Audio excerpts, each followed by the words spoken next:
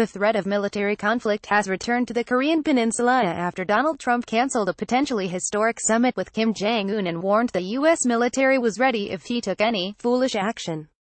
The U.S. president said he was pulling out of the meeting planned for the 12th of June in Singapore because of the open hostility Pyongyang had displayed in recent days. Some analysts said Mr. Trump had allowed hawks within his government, such as National Security Advisor John Bolton, to undermine the talks before they were given a chance. Notably, South Korean President Moon Jae-in, who played a crucial role in establishing back channels for secret negotiations to take place, said he was perplexed by Washington's decision. "I have decided to terminate the planned summit in Singapore on June 12. While many things can happen and a great opportunity lies ahead potentially, I believe that this is a tremendous setback for North Korea and indeed a setback for the world." Twitter.com/JTOGFXTOLC, Donald J.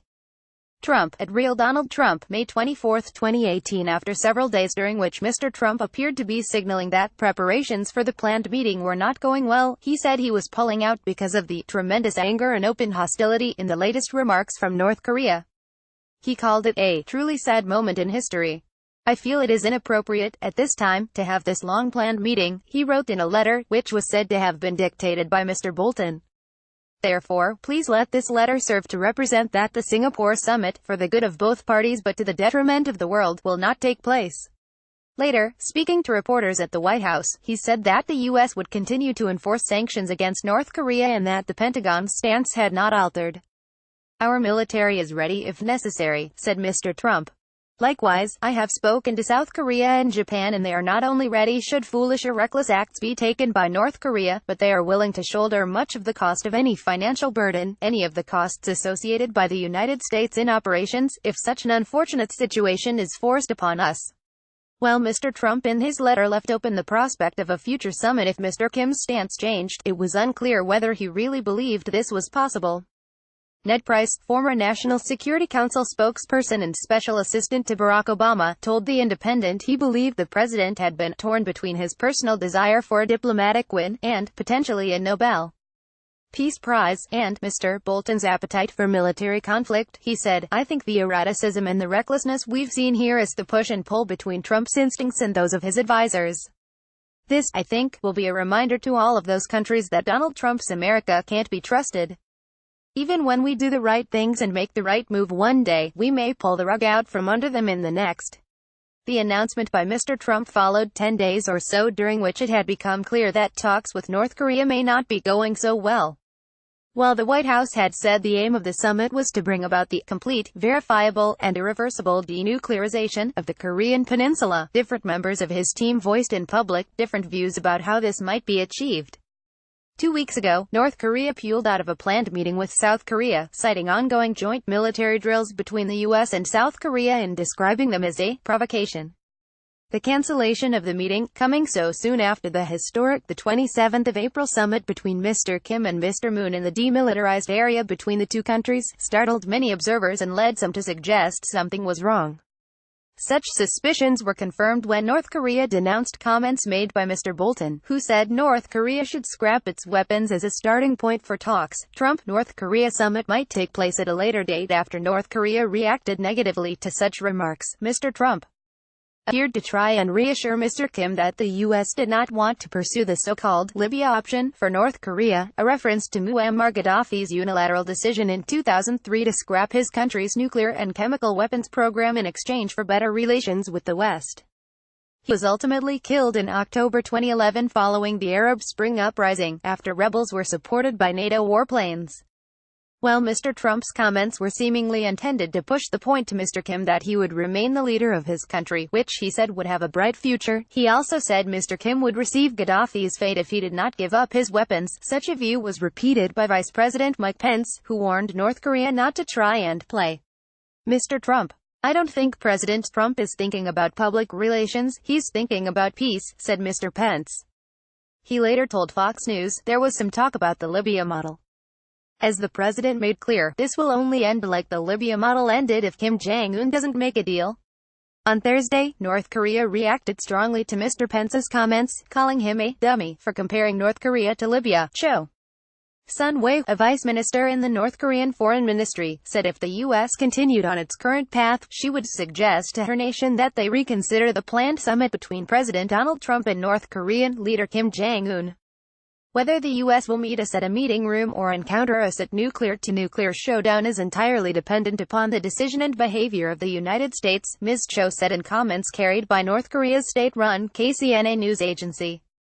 Mr. Trump's announcement came hours after Ms. Cho's comments. Little has been made public about the negotiations that have been led by Secretary of State Mike Pompeo and Andrew Kim, head of the CIA's Korea Mission Center based in Langley, Virginia. South Korea's Mr. Moon, who called an emergency cabinet meeting after Mr. Trump made his announcement, urged North Korea and the U.S. to find some way to make the talks happen. I am very perplexed and it is very regrettable that the North Korea-U.S. summit will not be held on June 12 when it was scheduled to be held, the Yonhap news agency quoted Mr. Moon as saying. Mike Pompeo confident U.S. and North Korea have shared understanding of ultimate objectives from summit. In his comments, Mr. Trump said he believed that he had been developing a wonderful dialogue with the man whom just months ago he mocked as Rocket Man, and whose country he threatened to totally destroy in a speech at the UN General Assembly. Someday I very much look forward to meeting you. In the meantime, I want to thank you for the release of the hostages who are now at home with their families, he said. That was a beautiful gesture and was very much appreciated. A number of commentators have voiced concerns that planning for the 12th of June summit, which would have represented one of the most significant geopolitical encounters since the end of the Cold War, was progressing too quickly. Experts said it may have been more productive to allow Mr. Pompeo and his team to prepare the groundwork for the summit, rather than trying to fix a date so soon. Yet Mr. Trump appeared to be caught up in the idea of a breakthrough on an issue that his predecessor, Mr. Obama, had warned would be one of the toughest challenges he would face during his presidency. The U.S. delegation of at Women Customs and at Nobel Women is meeting with U.S. Embassy tomorrow. We will encourage Trump, U.S. to play the role of a global leader, come back to the table, model what it takes to do what everyone so wants, peace for Koreans, for our world. Christinan, at Christinian, May 24, 2018. At the same time, the natural showman wanted to pull off something no other U.S. president had done. No sitting U.S. president has met with either of the three members of the Kim dynasty that have ruled North Korea since its creation in 1948. In Washington, Mr. Pompeo told the Senate Foreign Relations Committee that the lack of response was an additional reason for Mr. Trump's decision to call off the meeting. He said, "We had received no response to our inquiries from them." Christinan, a Korea expert and founder of Women Cross DMZ, a global movement of women that has worked for peace on the Korean peninsula, said from Seoul she was not entirely surprised by developments, given the U.S.'s rhetoric towards North Korea. She said she believed there were people within Mr. Trump's administration, notably Mr. Bolton, who did not want the talks to proceed. As such, he had undone much of the hard work performed by Mr. Pompeo. Trump has left open the door. There is still the desire there, she said. But he needs to start acting like a global leader and stop talking about his weapons. Tom Kalina, who has worked with the administrations of Barack Obama, George Bush and Bill Clinton on nuclear non-proliferation and who is director of policy at the Plowshares Fund, said, "Diplomacy is the way we're going to solve this problem.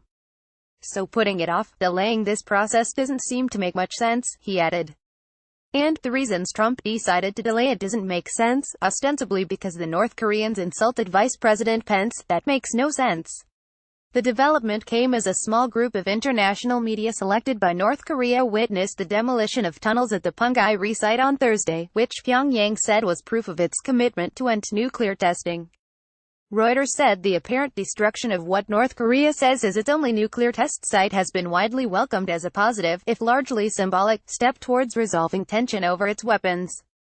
North Korean leader Mr. Kim has declared his nuclear force complete, amid speculation the site was obsolete anyway. Reuse content.